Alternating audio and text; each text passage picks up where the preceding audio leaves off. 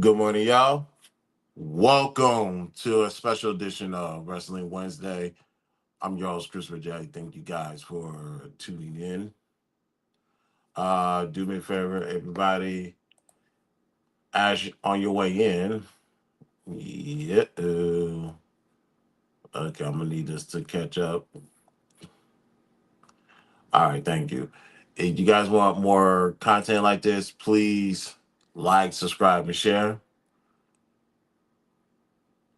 Follow us, follow me and Sal on all of our social media handles. Links are located in the description.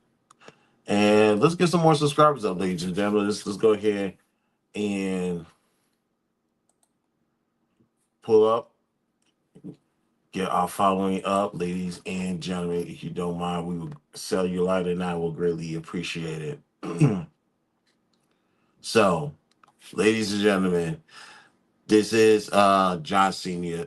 Whoa, that's not his name. This is John Cena Appreciation Day. We're taking a moment to uh, give our flowers to the greatest of all time, which is John Cena, the never seen 17. And also, just give everybody a heads up or preview for tonight's main event, Saturday night's main event. This is John Cena's final match, ladies and gentlemen. For those who don't know, which I don't know where you guys been, if you didn't know this, John Cena is retiring. And like I said, this is his final match. And we'll get to all that. Time is in the building. Good morning, my brother. Thank you. I appreciate it. And also, I'm going to take this moment to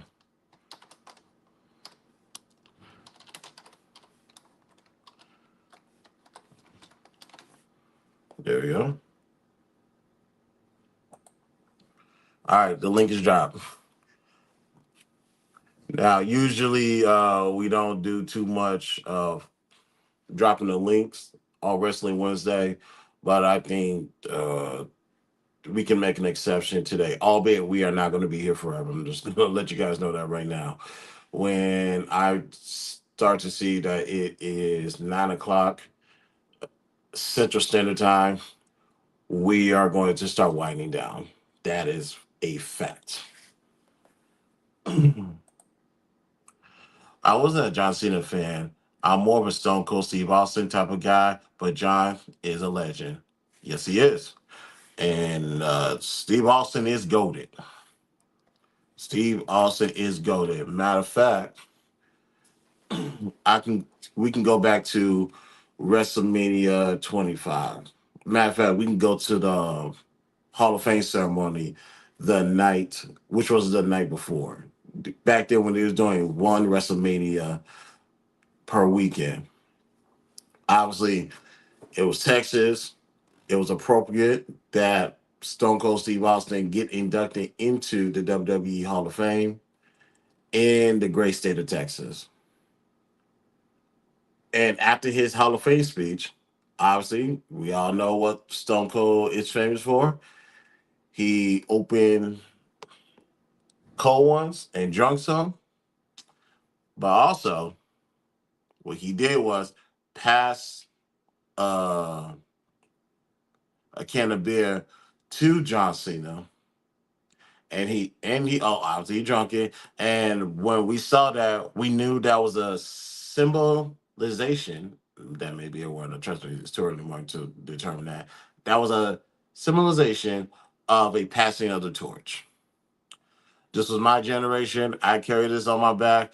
John Cena, now it's yours.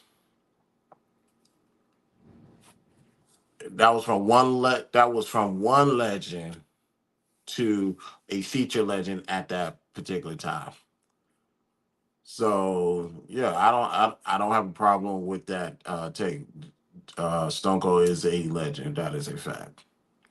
Now let me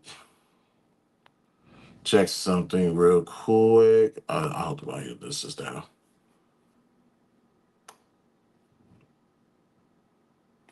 Okay, that's good enough. All right, so All right, let's continue, ladies and gentlemen.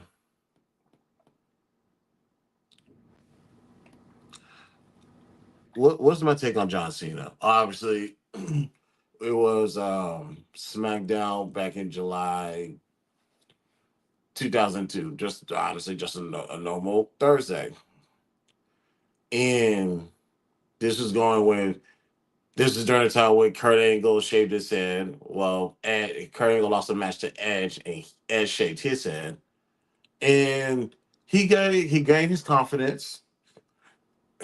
I forgot what the pay per view was prior to that, but he took that hairpiece off and wore it with confidence. And he said, "I'm gonna do an open challenge. Whoever wants it, come come get the brass ring." And you saw this unknown guy walk down from the back. Now, back then, when it came to those matches, ladies and gentlemen, to promote the wrestler, they'll have them every now and then. They'll have a squash match where they wrestle pretty much a bunch of nobodies, Un- people we ain't never, and I do mean never heard of, and it just be a squash match. That match will last for all of 2 or 3 minutes. Then it's on to the next one if it lasts that long. So you saw this one guy walk down, and you're thinking, is this gonna be another squash match? I was like, because commentary, Michael Cole heard of him, so I was like, all right, let's watch this. Let's see where is this going. As unknown John Cena walked down the ring, my neighbors, man, Chris, Bret Hart, Ric Flair, Shawn Michaels, and Jimmy Flash Snuka. What's Samoa twins? Um, Twins, the Road Warriors thing, Mankind, Teddy DiBiase. Yeah, these are some names. These are some names. These are some heavy hitters. And as far as Samoa Twins, I think you're talking about the Wild Samoans. God rest their souls. Yeah, I think you're talking about the Wild Samoans on that one. I would imagine when you say the Samoan Twins. D in the building. What's good, D? How you feeling, my guy? The bomb, yeah, man. And like I said, what we're gonna do is, and I have yet to watch that movie yet. The Von Erich movie, but I will. And you know, I think that's going to be one of those things. I got to figure out. I got to talk to Sal. Like, how can we do that? Because granted, and when I reposition the stream to add the clips, well, that's telling you how I the ingredients and how I cook behind the scenes. But I'm glad you mentioned that. I need to talk to Sal about that. Yeah, Junkyard Dog. My pops remember Junkyard Dog, and of course, my dad. Oh, but on this one, Jake the Snake for sure. My dad remember Rick the Nature Boy, Ric Flair. My dad remember that. I don't think my dad. I never heard my dad talk about Jimmy Superfly. I don't think I ever heard him talk about that. Sting, that's our time, so I know about that. Ozzy, don't know the mankind. He may know Ted DiBiase. He may know Ted DiBiase. He may know, and I don't know how my dad wouldn't know Dusty Rhodes if he knows all those other people. Kamala, God rest his soul, and Tony Atlas. Batista retired, Cena retired, Brock and Randy are next. Yeah, yes. Brock came back. And when Brock came back, it's like only him could go leave and come back looking more dangerous than before. Because when I saw him go against, and we could talk about that match right now. When he came back for WrestlePalooza, obviously it was in the air that he was coming back to WWE, given all this legal stuff was behind him, if it was behind him, because more findings kept on coming out during that time. John Cena just dropped the title to Cody Rhodes at SummerSlam. And on his way back out the ring, then you hear that infamous Brock Lesnar music play, and it's like, oh, he's back. And I was like, oh, he's much more. This is this needs to be tested. This needs to be studied. And I think for him, yeah, probably it was his lower body that it looks a little bit more leaner, but his upper body gave away to like I'm still that guy, and he demolished John Cena after SummerSlam. He demolished John Cena on the episode of Monday Night Raw. I forgot what who he fought, and then WrestlePalooza, the first what's what I'm looking for, the first pay per view on the ESPN app, and ironically the first match to open the pay per view, the one sided ass whooping that was. I'm like, well, you gotta be honest and tell people a story of your life during this retirement tour. What other way to mention how you got demolished by Brock Lesnar, which would be accurate statement. And in that match, from from bell to bell, not to say John Cena didn't have some moments where you selling the idea like John Cena has a chance. I'm like, no, he doesn't. And I was like, just wait for it. Suplex City here, Suplex City there, clothesline, knock out your ass. Things, I forgot how many F5s he got hit with. And one, two, three. And if you didn't know he was going to get his ass whooped for that match, the fact that Paul Heyman was a surprise ring announcer for Brock Lesnar, personal ring announcer, all you heard was, ladies and gentlemen, the goosebumps that went through my body. I was like, ooh, this is going to hurt. And of course, John Cena said during his Chris Van Vliet interview, although that was a short match, my body thought it was forever. And I believe you. But regarding Brock and Randy, I have not seen Randy on TV for a while. I just saw the video on Twitter where he's promoting the Royal Rumble that's going to be in Riyadh, Saudi Arabia. And yeah, because Randy's going to have to start taking a step back because I think he's sitting at 14 world championships. And quite frankly, I don't see him winning a another one. I don't. So we will see where that goes for Randy. As far as Brock, as long as Brock is going to be positioned here and there, and he's going to stay active in the weight room, he could start wrestling. He could wrestle for another 5 or 10 years, maybe longer. I'm not going to hold you guys. But that's what I think. But yeah, our the wrestlers of our time is clocking out. You gotta check out. I will. I will. I 100% will. Mick Foley was Catches Jack. He was Mankind and Do Love. Yeah, Foley is a legend. Foley is goated more ways than one. Now, going back to July 2002, you see this Johnson. You see this guy walk down the ring. Kurt Angle saying, "Who the hell are you?" He said, "I'm John Cena." I was like, "Okay." And what is the one? And Kurt Angle asked, "What is the one thing that you possess that makes you think you can walk down the rack and go against the best in the game?" And this started a new era. We heard Vince say it, but it's just probably just just words wasted by Vince McMahon. But to hear him say this, it's like, okay, this is official.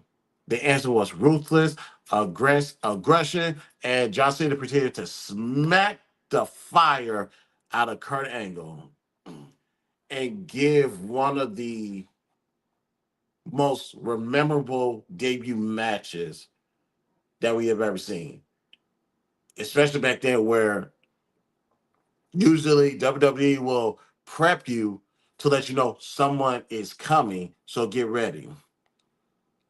Whereas no social media, nobody digging through the dirt sheets to see who's who, and especially this case, we were thinking this is a squash match. When you have a talent wrestler go against a no name, it's a squash match. This was anything but a squash match. This was John Cena coming out the gate and doing what he did. Did he win? No, it's Kurt Angle. We're not doing that. Let's be respectful.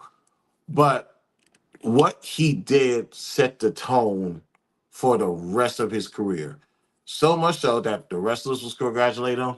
And even Undertaker, ladies and gentlemen, Undertaker was the WWE World Champion, the heavyweight champion at this time, and he was a heel. This was heel Undertaker. He walked up to John Cena and was like, "What's your name, kid?" He said, "I'm John Cena." Stuck his hand out, shook his hand. He said, "Great job" or "nice job." For a heel to do that, I was like, oh, so this guy is legitimate. This guy is the future. Okay, he'll be back next week. Let's see what happens. John Cena started growing, started getting his wins, got his first pay-per-view win against who I forgot who it was. Then, of course, wrestlers, although that was John Cena, you have to be a character that people can hold on to, people can remember. So what did he decide to do? Become a rapper. Ladies and gentlemen, it was a smack. It was that year. Yeah, it was. Let me see. Whatever SmackDown fell on Halloween. That's when that was. And you had John Cena come in as pretty much Vanilla Ice for Halloween. And as Vanilla Ice, every time he talked, he kept on rapping. He did that after the fact, and he started doing that in the ring. And I was like, I don't know about this. You had a great start, kid. What are you doing? And I'm calling him a kid, and I was only how old was I in 2002? See, 87, 97. I was only 15 years old. I'm calling this grown ass man a kid. That's crazy. So he started doing that, and it started to get cheesy, lame, or whatever the case may be. And he was not winning that many matches during this stages, but he kept on going.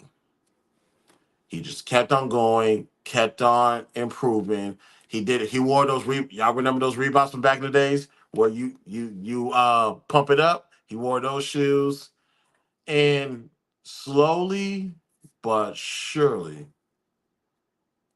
people started to like it and respect it. Matter of fact, if I recall correctly, it was tribute to the troops in 2003 or 2004, where his promo was rapping, and his and me personally, I got annoyed with him rapping because I'm used to, come on, let's go. After it needs to be one bar after the other, like a rap song. But like I said, this is young me. I didn't know any better. And also, he used to battle rap other wrestlers, and they would challenge him. And ironically, and then I grew to respect it because I watch battle rap URL, King of the Dot, and other promos. So it's like, what was I talking about? He was doing what he was supposed to do. And also, back then, I was used to the whole battle rap 8 Mile type of a deal. So the fact that he did it that way annoyed me, but I grew to um, get used to it or appreciate it or love it nonetheless. So with that, with that, he kept on getting better, kept on connecting to the crowd. And when he got the opportunity to show his appreciation for the U.S. military, that's when it really started to take off. He did that. He kept on doing things with the military. My neighbors are tripping. I'm gonna leave that alone. So when he started doing things with the military, I remember before he repositioned himself for the United States champion. No, this was I think this was after. No, this is definitely after he won the U.S. title.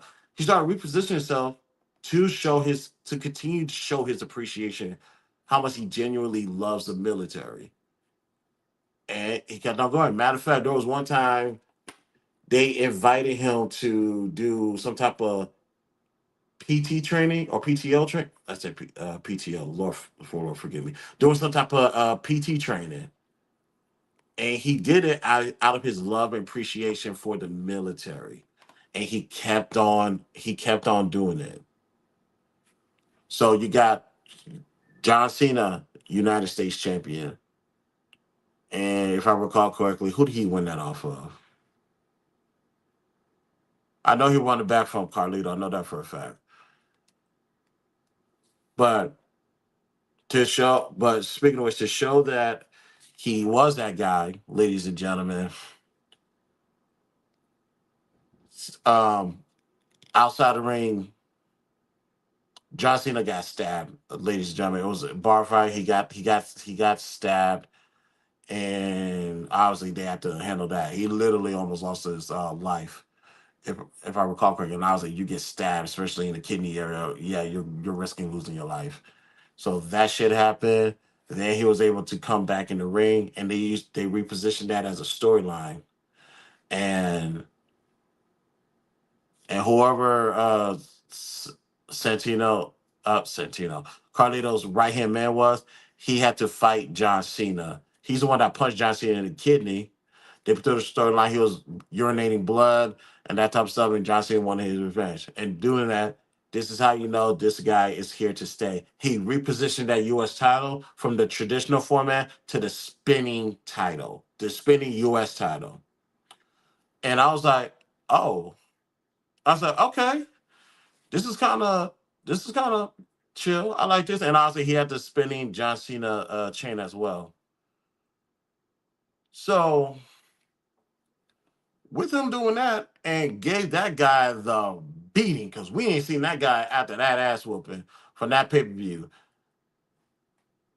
and he just rolled that wave, ladies and gentlemen. Then obviously, who was his first rival of many great rivals? JBL. JBL, full flash heel, left Farouk hanging in the dust, and proceeded to go on his solo journey. And back then, JBL, I'm not gonna say he's the greatest heel, but he definitely made his mark. And they positioned JBL up for. I'm not saying they positioned him up for John Cena, but how everything fell in place was apropos and it was organic. Here comes here comes John Cena, ladies and gentlemen. John Cena didn't win the Royal Rumble that year. That was Batista. Keep that in mind. They were the last two, but and ironically, this was Batista's grand coming as well, because those two came up at the same time, but obviously their career went in different directions. Not to say Batista had a bad career, because he is a Hall of Famer ish, but we're gonna talk about that because I have a lot to say about him being in the Hall of Fame. He deserves to be in the Hall of Fame. I'm talking about the induction stuff, but we'll talk about that later.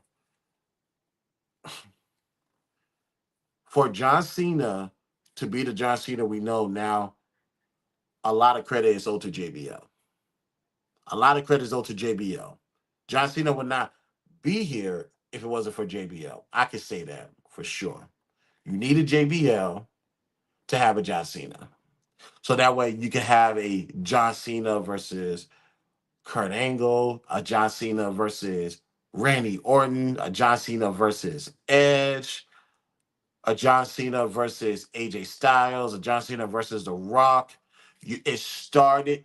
None of that was going to mesh well together if it wasn't for JBL. You needed JBL at that moment in time with that storyline, with those characters. You have a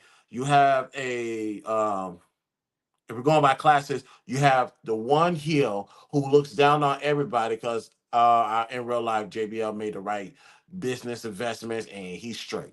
So you have that heel who made that money, who has that type of team, who could look down on everybody, versus the young punk who raps, who wears shorts, who represents hip hop culture, the younger generation.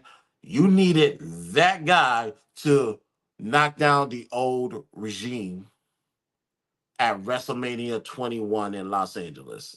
You needed that. You needed that to happen. And it worked out perfectly. So much so, what do we have?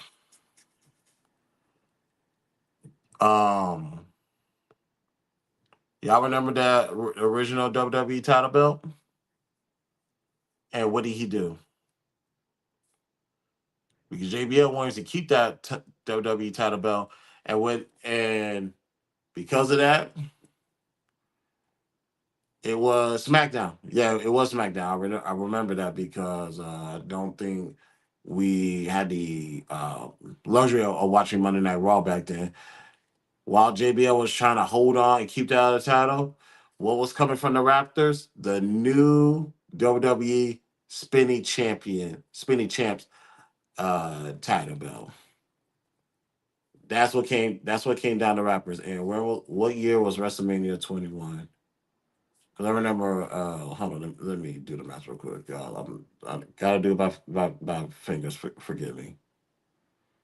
Because okay, 17. mm, Okay, 17, 18, 19, 20, 21. So from WrestleMania 21 was 2006.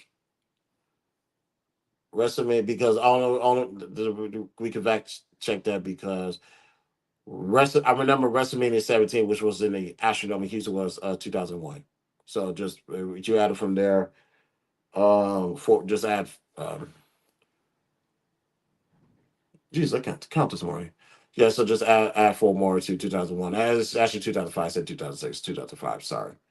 So you had that title for all the way up until The Rock decided to change it to the current format that we see today. And if I recall correctly, that was WrestleMania 29. So yeah, they had that title. They had that title formatted for 8 years. 8 years of the wrestling champ title, and every time John Cena had it, he spent it. I think they had a lock on that title to where they kept it in place because that's what most wrestlers did. So yeah, it was around '05 D. So let's think about this. The ruthless aggression era, or the PG era as they call it, was the John Cena era. What has came from those eras? What great moments have came from that? One of my great, and obviously, it's no surprise. One of my greatest moments of John Cena's, and of course, we was gonna go past the 9 o'clock morning mark. Why am I not surprised? Why am I not surprised?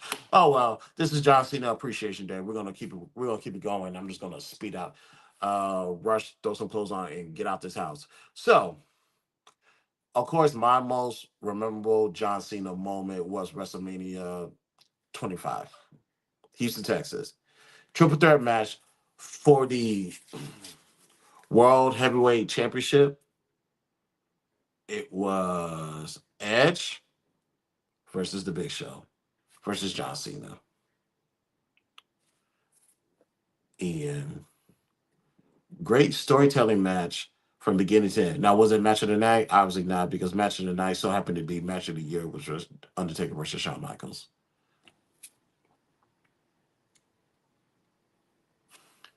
The back and forth, the storytelling, the performance. You had Chavo Guerrero and Vicky Guerrero at ringside. This is when Vicky was in a wheelchair.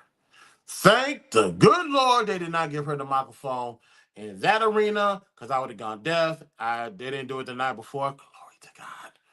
So let me say, I'll say that. And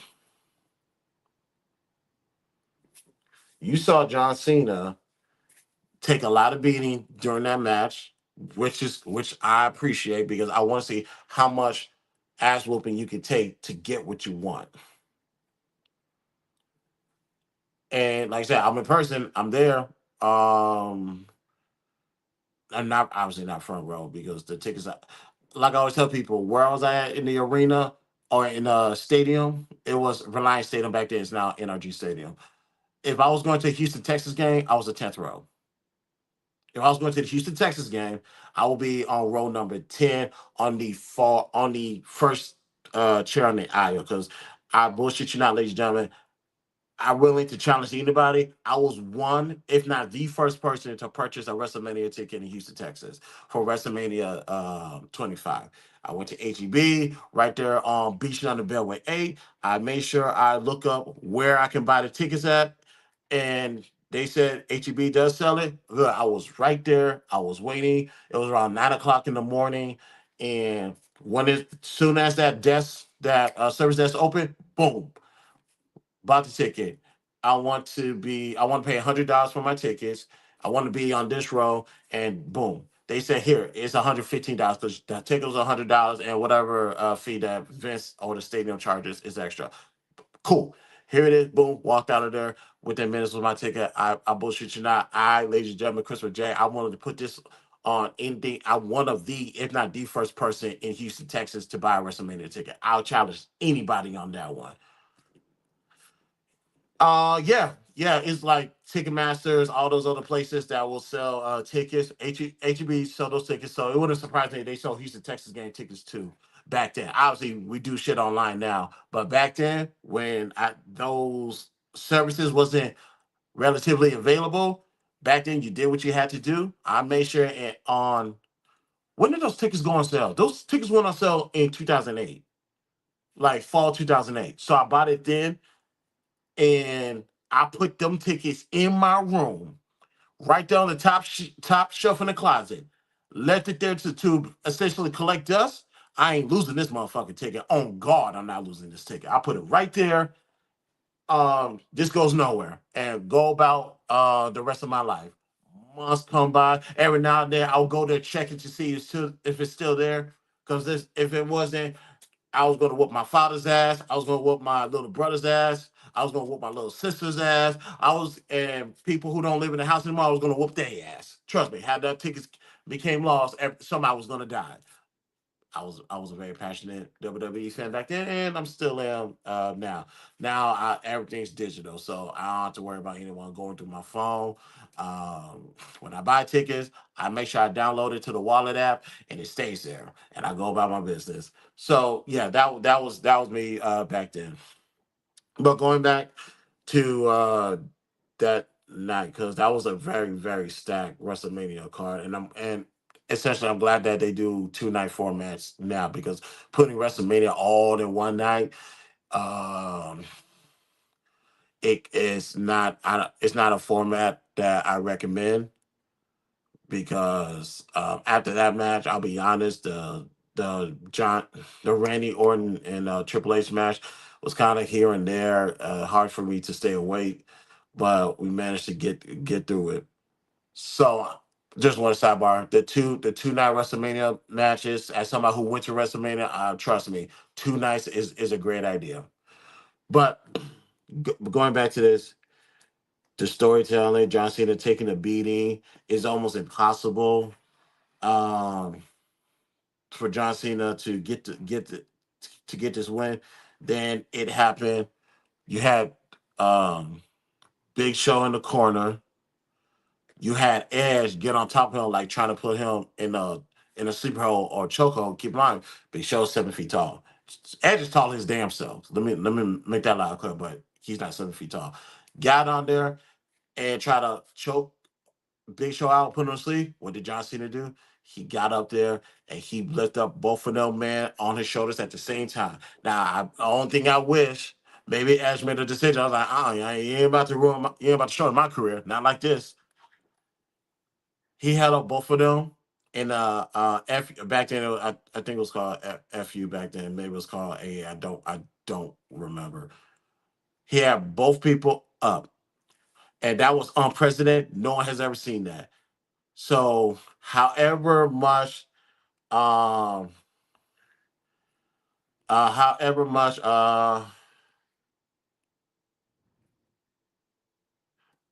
yeah, I'm gonna ignore that. So, 500 pound Big Show actually 440, actually 440. So, and Edge is easily 200. Well, Edge is easily 220 back then. So you're lifting over 600 pounds, and Cena is a powerhouse. So lift those up, everybody. And this is during the prime John Cena. Let's go, Cena. Cena sucks. Where people say Cena sucks is a lot louder than the positive chance because that's women and children mostly. And I'll call obviously the men hate that. But there's some things just like you cannot hate. It's like whoa. And we thought he was gonna do a double AA, but Edge made a executive decision. You ain't short in my life, so Big Show AA. Then he grabbed Edge and did an AA on Edge, but it landed on Big Show. Edge rolled out the wing, rolled out the ring, and John Cena got the pin. 1, 2, 3, and new WWE Heavyweight Champion John Cena. Pyros went off in the ring, and also, ladies and gentlemen, those pyros was amplified that night. I almost have to cover my ears, but I thug it out and did it. So I forgot what number that was for John Cena. I really did. I don't want to say. I want to say 9 for some reason. Well, that was John Cena's ninth of now 17. I'm gonna have to go back and look it up. But to be there, to see John Cena celebrate with the fans, mostly haters, but to see that was my most memorable moment of John Cena because I actually got a chance to see Superman in real time.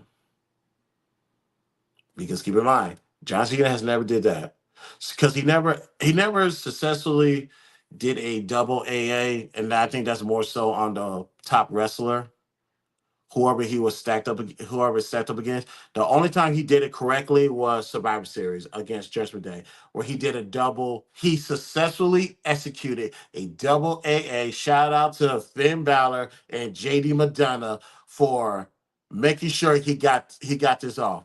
He successfully did it. I was like, that's how you do a double AA. I'm glad he was able to get that underneath his belt on his way out the door. I get it, Intercontinental Championship, which is a Grand Slam. So I totally understand that. I totally get that. Right place, right time, right moment. Get that to him, and obviously in Boston, Massachusetts, John Cena's hometown, which is not the far from Westbury, Massachusetts, New Massachusetts.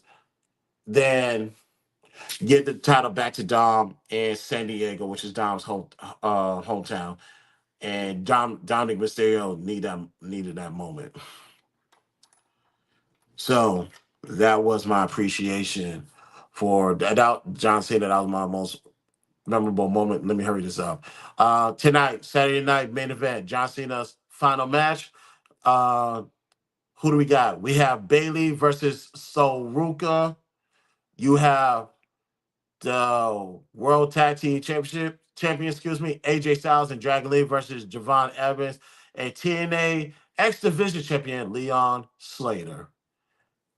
And you have the undisputed WWE champion Cody Rhodes versus NXT champion Oba Family. That was a great promo that Obafemi cut on SmackDown yesterday. I'm glad the audience was a little bit more in tune to Oba's promo versus how they do the other talent that comes from NXT. This comes to no surprise as nobody, ladies and gentlemen. Obafemi is ready. Obafemi is ready to jump ships and go to the main roster. He has it. What's his name? Javon Evans is already there. He had an exceptional match against the Miz, so he's already ready. Because I was a little bit skeptical on the stature of Javon Evans. Like, is he really going to make it to the main roster? I think he's gonna do just fine. Granted, he's gonna put on muscle. He's gonna put on more muscles. We know that. So Javon Davis gonna be just fine. Obafemi is ready right here, right now. He is ready to take that spotlight. That promo that he cut was great. That was a great promo to cut at that time with that person. I like it. I love it. I am a supporter of Obafemi. Let's go ahead and get Oba Femi roster ready. Expect to see Oba Femi in Riyadh, Saudi Arabia this coming January or February, whenever the Royal Rumble's at. He's going to be in there. Now, winning, obviously not, but he is going to be in there. He's going to be a dominant force. I like it. I like it. And you got Triple H running the hills, even better. Let's let it happen. Now, match John Cena versus Gunther. John Cena versus Gunther. Gunther said this. Gunther was asked this on First Take by I forgot either Stephen A. or the host. Is this a passing of the torch? And the answer is easily yes. This is easily yes. Gunther is proven to lead this company.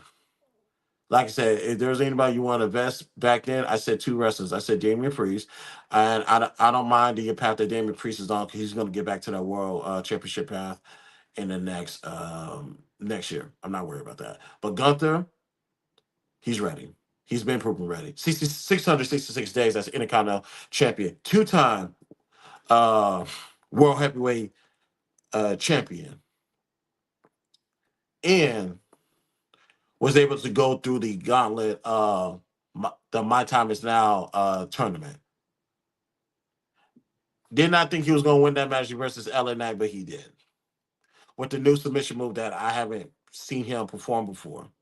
Not to say I haven't visualized that move, but I haven't seen him perform it, but he did. And now we're here. He already retired Bill Goldberg at Saturday Night Main Event. Will he retire John Cena tonight? Will Gunther retire John Cena tonight? And I guarantee you, if he does this tonight, pencil Gunther into the Hall of Fame. Yes, I said it. If Gunther retires John Cena tonight, pencil him into the Hall of Fame. It's over. It's like, is that done? He don't even have to win another world champion. But Gunther's that type of guy. Like, you better give me that title. And like I said, I like Gunther. That's what I said. I will invest a lot of money in Gunther. So, what do we expect tonight? Do I expect that alternate Cena uh entrance? A new entrance music? No, it's not happening. I've been waiting for that. Matter of fact, that interview that he does with Tom Rinaldi when they play the clips with the horn, I was expecting that to be his new interest music. But of course, that didn't happen. But it is what it is. Whatever. So because of that, split views make it easier to whatever. So with that, who's gonna win that match? That's a good question. I really don't know. I'm about to be honest. I do believe. Usually, here's one thing. Batista said this on I forgot what late night show he was. I want to say it was one of the Jimmys, but it's over when you're pinned on your back, looking up at the lights. Goldberg was pinned on his back, looking up the lights, and you knew it was over. Ric Flair was pinned on his back, looking up at the lights, and you knew it was over. Shawn Michaels originally, before they did what the I don't know what the hell that was a few years back, um, pinned at WrestleMania 26 on his back, looking up the lights. It was over.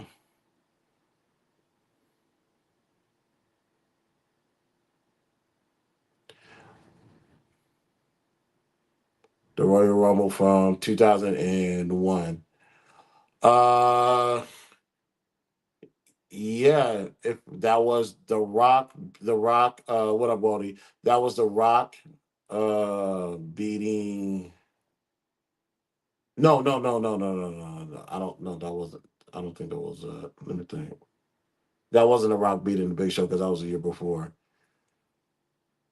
It was Stone Cold Steve Austin. I'm sorry. Stone Cold Steve Austin won that match.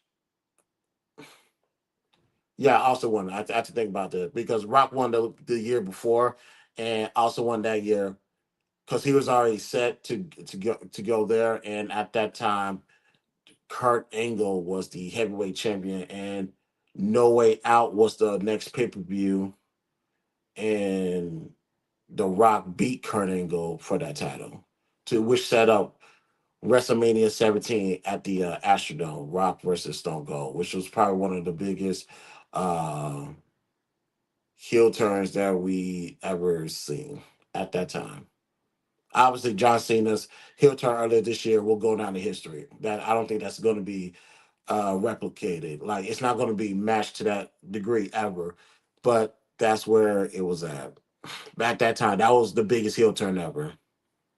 WrestleMania, you sold your soul to the devil for the championship, and you proceeded to whoop the Rock's ass with that steel chair.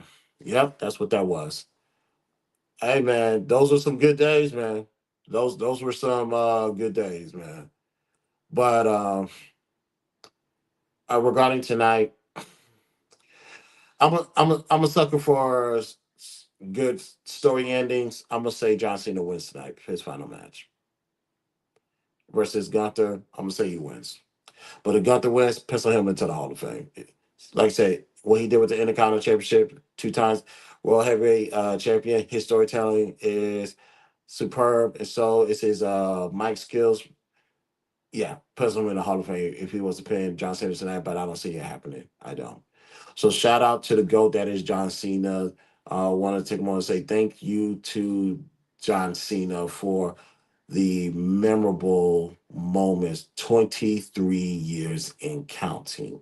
Well, this will be the final year. So, real quick before we go, what will John Cena do after that? In his interview with Tom Bernardo, which I really need to go sit down and watch in its entirety because I'm going through this Chris Van Vliet interview right now. He will be ambassador for WWE for the next 5 years. He signed off for the WWE 5 years to be an ambassador. Will he be wrestling? No. Today's his last match, but he will be an ambassador. He will be around for the next 5 years. So he's adamant that this is his last match. I get it. He understands that he's not going to keep up with the new talent. I don't. And every now and then, if you guys go back to listen to me and Cell's conversation, even Cell will point it out. He's like, John Cena's not looking like John Cena. Oh, I said, I know. He's not supposed to. If he did, that's more of an indictment on the younger generation. But then again, there's Brock Lesnar, but Brock Lesnar only wrestles once every season. So yeah, it's time to hang it up. It's time to hang it up. John Cena, you already got 17. Um, the only person that's next in line that's still active is Randy Orton. Do I think he's going to reach 18? No, I don't. I don't see him winning another championship. But I, I've been wrong before. We'll see. And of course, next year you got AJ Styles retiring. Well, and we'll definitely be here for that. Sure, too. AJ Styles, that's another one. We'll talk about that next year when we do a AJ Styles Appreciation Day. But let's get out of here. John Cena, you are goaded. I knew you was goaded back then, but it is official now. The never seen 17, the last real champion, John Cena. And to that, a round of applause for the greatest of all time, ladies and gentlemen, John Cena. But let's get out of here. Shout out to everybody that pulled up. Shout out to my brother Sel. I know this was a last minute thing, but there was no way I was going to make sure that we didn't do John Cena appreciation.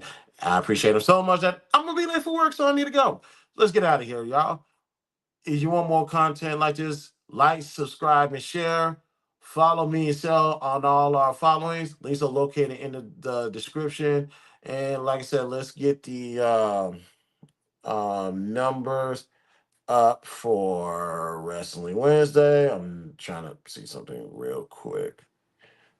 Because on my regular YouTube page, which we're streaming right now, we are doing a Cash App giveaway. We're almost there to 1,000 subscribers.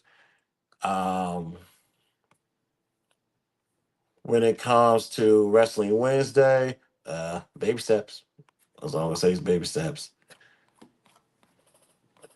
When we get to um, let me see something. Jesus Christ, why is it not pulling up? Thank you.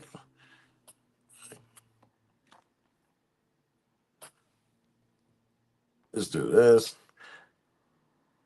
What the hell? Okay, there it is. All right.